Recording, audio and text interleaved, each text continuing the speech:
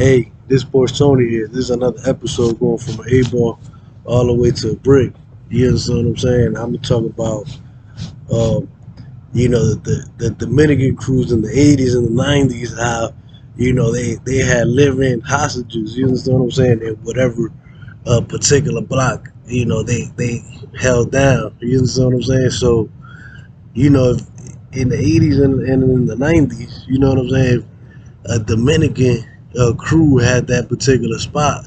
It was like you was either a loyal customer or you was a living hostage. You know what I'm saying? Because if that particular Dominican crew, if they was whatever block that they was running, if they needed you to stash some dope, you know what I'm saying? If they needed to look out, you know what I'm saying?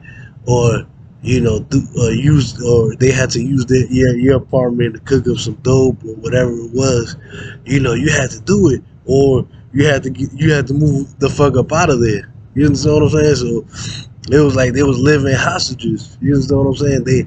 They had no choice. They had nowhere to run. You understand what I'm saying? Because they didn't have enough money to move, or whatever the case may be, and they had to live there. So they had to, and that was that particular crew's territory. So they had to abide by whatever they told them to do. You understand what I'm saying? So it was like the perfect system for them. You know what I'm saying? Or either that, or they, a lot of them were lower customers. You know what I'm saying? So you know what I'm saying? They got high, so, and they lived on that block, so they had no choice but to either cop, you know what I'm saying, what they had, you know what I'm saying, or you know what I'm saying, the crew will pay them in the product, you know what I'm saying, and they'll be taking care of their rent too. You understand what I'm saying?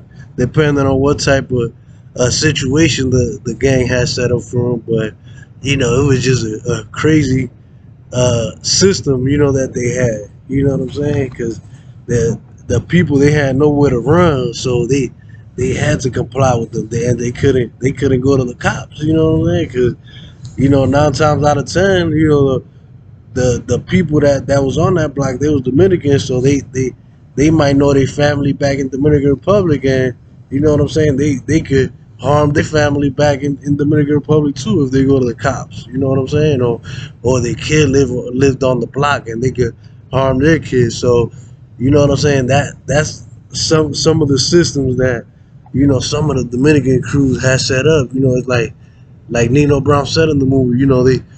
They was living hostages. You know what I'm saying?